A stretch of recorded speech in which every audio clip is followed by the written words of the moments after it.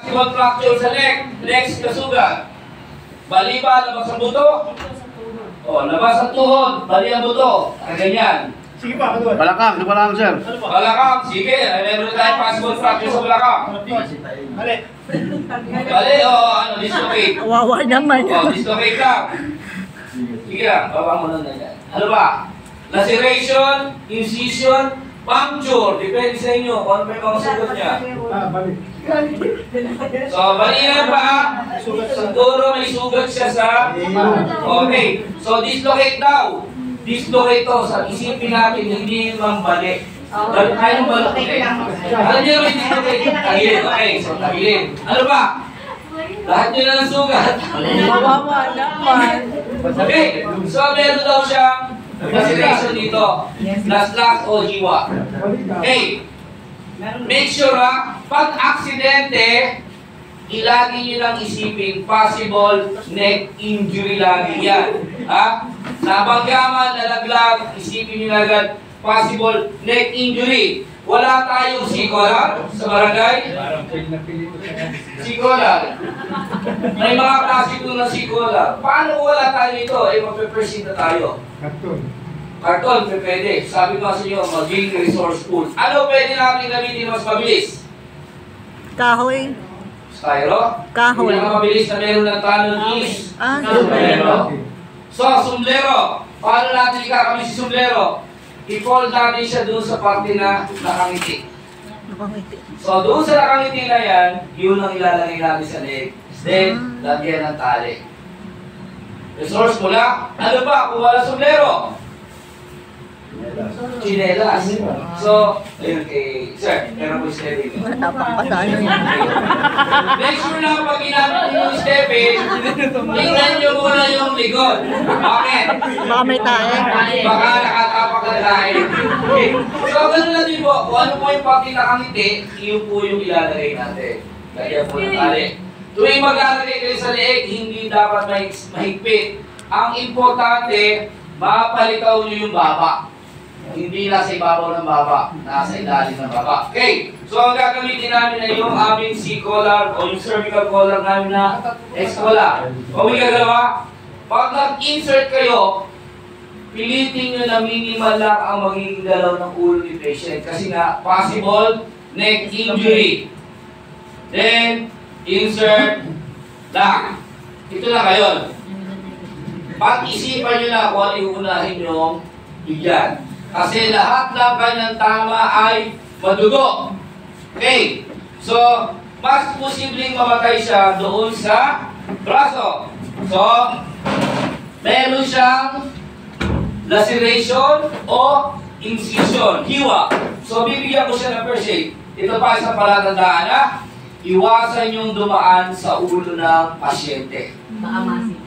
Yes, kung hindi masipa, madagalan mo yan. Dito ka sa likod o iwasan yung hakbangan hanggang maaari. So, paglalagay siya ng first aid, ano yung tinuro kanina sa inyo? Pwede may ball, pwede wala. Depende na sa inyo. Ang importante, magbigyan nyo siya ng pressure. Mapampat yung pagdurugo.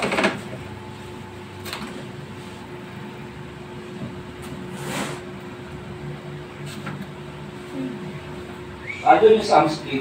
Ayan. Pagdadagan na po. Wala, yan. Okay. Ang tawag po dito ay sunscreen. Kung bakit po siya tinawag na sunscreen, hindi ko rin alam. Pangalan po yun nung naka-invento nito. So ito po ay aluminum and then rubber. Malambot po, foldable. Mapapasunod mo ayon sa gusto nyo. Si dislocate, pwede nyo gamitan na tinatawag natin na splint, padded splint.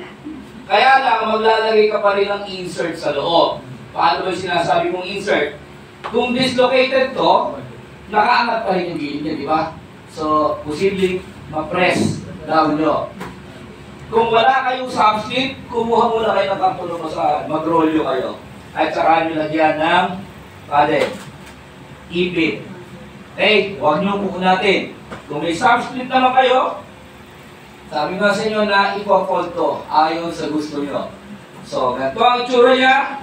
Isusuma ko ng ganyan. Iuhol mo ako sa binti niya.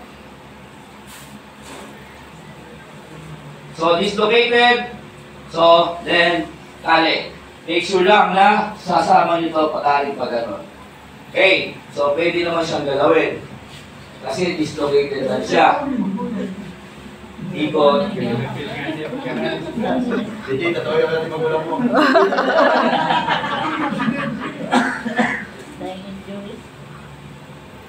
Next, labas ang buto sa tuhod. Na first aid natin, napapata natin, paglalagay na tayo ng splinting. Splint! Meron ba kayo sa barangay dito? Wala. So ano meron? Sabi nga sa inyo, big, resourceful, stick, karton. I-roll nyo yung karton, patigasin nyo. Okay? Kung wala, baka yung kapitbahay nyo, maganda ang bakod. Sirahan nyo muna pasamantala, balik nyo na lang pagkatapos. Hindi magagalit yun, kasi pang-perpersin mo. So next, kailangan makuha nyo yung tabang haba. Bagay pang ikabit nyo yung maiksi. Dito. So syempre hindi. Hahanap kayo ng mas mahaba. Pwede ba naman to? Sobrang mahaba. So yung tama-tama lang. Yung mga tanod ba? Ganito ba kahaba yung mga baston? Gano'n lang ano? So dalawang bato na gamitin nyo. Then yan. Ngayon doon sa pagtatali, siguraduhin nyo lang na magtatali kayo hindi sa parte ng sugat. Hindi dito. Saan kayo maglalagay ng tali? Yes. Lagpas sa sugat, ibabaw at ilalim. Kapagitanan. Bahala kayo kung ano ang gusto nyo pagtali. Ang importante, stabilize siya. Hindi masikip, hindi maluwag. Ang ginagamit ni Sir Adrian dito, tinatawag namin surgical knot. So bahala kayo kung surgical o ikot-ikot lang. Ang importante, ma-stabilize nyo.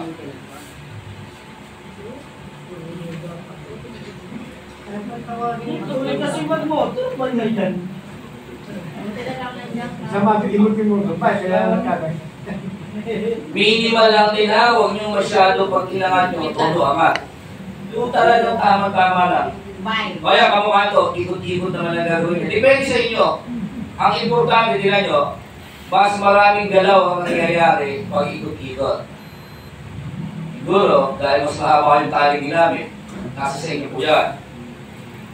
Okay, so, meron na tayong na-first aid. Dislocated lang to. Babalutan ko pa ba? Pwedeng hindi na. So, kung dislocate yung wrist niya, okay lang. Lagyan nyo ng support, halimbawa, karton. Tinalihan nyo, same as, ganun din. Sabihin. Buhatin pa. Kailangan ng spine board. Bawal niya si Gons. Dami mo tama. Dami mong green. Matigas yun. Dami mong green. Ilong pa, balik ka ilong. Okay, so paano na natin siya isasampa sa backboard? So may backboard kayo, di ba? So pwede natin siyang galawin ng gano'n kasi ito ay hindi naman kamukha ng labas ng buto. Okay po? So saan tayo una mag-insert ng backboard? Kaliwa, kanan. Kanan. So kanan, tama po. Bakit? Andito po para pag tinagilid, hindi niya madaganan. So dito tayo. Para mag-i-insert kayo ng backboard, mga lalaki, kayo po kayo. Make sure lang ha, pag in-insert, tulong kayo. Angat lang ng konti. Then, pag i-scoop nyo, tingnan nyo ha, hindi siya nung nailagay na hinigang gano'n. Isasabayin nyo yan. Sige, 1, 2, 3, higa habang sampa. So, tulong, di ba? Na-insert na natin. Kung hindi pumantay, ang patient, baba ka lang konti. Halimbawa, nasa baba. Kaya, lari lang naman. Halimbawa, nung inilagay natin hindi ito sumapat yung sakto. Kulang. So, ang gagawin nyo ay, kung may sobra pa sa ibaba, hatak mo na pababa. Then, tsaka pala, angat. Okay. Ibabiyahin na natin siya. Malayo ang pinanggalingan. Hindi naman natin ubra nakakadala siya sa bakol. So, lalagyan natin siya lang na Kapatid daw. Okay. Ano ang una nating stabilize?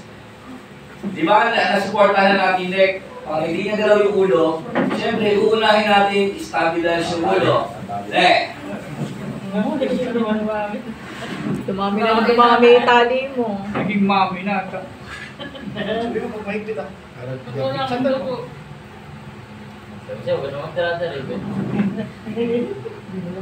Susunod, pagkatapos ng noo, ang baba. Pero hindi na siya ganun kahigpit. Huwag lang sumayaw yung ulo niya. Hindi na ba? Kaya ba? Iwanan na natin. Iwanan natin siya nakaganyan. Next, ano susunod?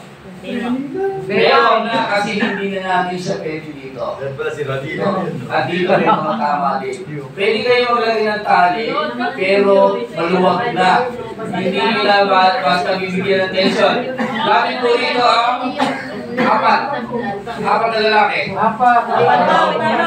Kuya Mick! Kuya Mick!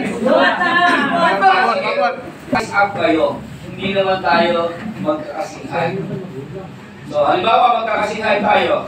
So, yung sinabi 1 to 1 to, huwag na natin gamitin doon. Tinginan na lang. O ito, lumipot ka rin. Lumipot ka rin dito. Okay. Pag dadampot at iangat yung pasyente, make sure lang na naka-power lift position kayo. Kasi kanina si tatay, nakaganyan. Parang natatae. Ayaw lumabas yung tae. So, stand position o power lift position. Ganyan. Dalawang kamay hindi nakapirmi sa isang dadamputan. Kailangan magkahiwalay. Layo niyo pa. At may iangat, kailangan niyo magkukuman. On 3, ready to lift. 1, 2, 3, lift. At sinasabi mo dito kamukha kanina, inner foot first. O, center face muna. Kung nandun ang ambulansya, dito una yung lalakad. So, center face, harap tayong ganito. Hindi na bago. Inner foot first. Yung nasa loob na pa, imangyakbang. Ready to walk on 3. 1, 2, 3. In, out, in, out. So, gano'n lang po. At kung ibababa niyo yung patient, huwag niyo agad ibababa. Hintayin yung command. Ready to unload. Unload. 1, 2, 3. Unload. So, hindi po binibigla. Huwag natanggalin mo. Okay po. So, kalas. Huwag na tanggalin. Okay na yan. Kalas lahat. Salik. Tulong. Ngayon, kayo gagawa. Ang mag first aid ay babae. Ang magbubuhat ay lalaki. Para pair. Di ba? Sino hihiga? Humili kayo ng pasyente nyo. Mamaya, sino hihiga? Ikaw.